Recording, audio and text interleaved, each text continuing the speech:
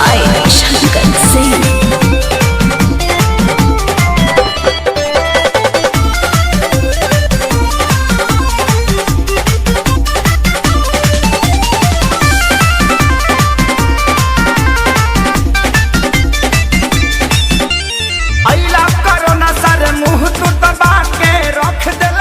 बना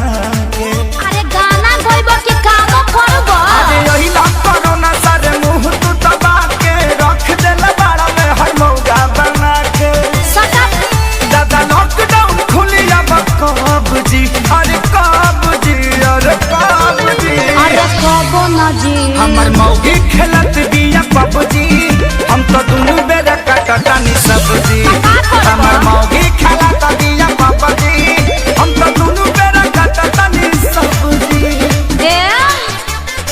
देखो हौ लुगा धइल बा आदमी खानी खींच दो ना तो पुलिस के फोन करके कह देब कि हमार भतार 4 दिन से खोखता। अरे ना हो जातनी हां ठीक बा जल्दी जा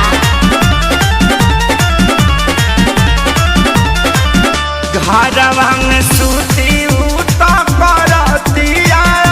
सहो फूकी फूकी चूल्हा हमारा निकलता गैस हो घरवा में सूती उता करतिया हो फूकी फूकी चूल्हा हमारे निकलता गैस हो झाड़ू लगाई फिर पोछा लगाई अपन दर्द के तना ले बता तो बैठ के हुरबा वो दिन तू देखला ए रब जी अरे रब जी अरे रब जी हमर मौगी खेलत बिया पबजी हम तो दुनु बेरा काटतानी सब्जी हमर मौगी खेलत बिया पबजी हम तो दुनु बेरा काटतानी सब्जी आ सुनो आलू बैंगन काट के मिक्स सब्जी भी बना दी हो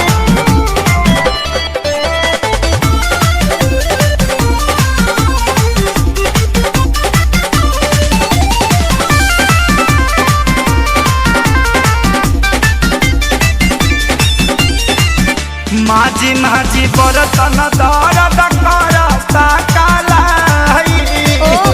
अब से करो ना सरऊ लेला तू विदाई सार साहू मत करो चुपचाप काम करो ई जाय वाला नहीं खे